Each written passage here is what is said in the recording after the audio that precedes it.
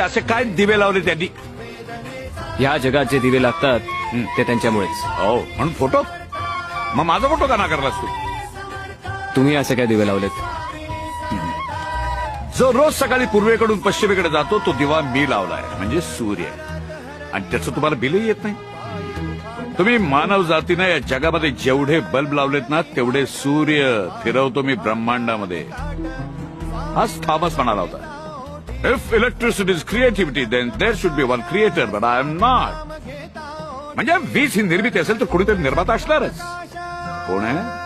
मी आहे.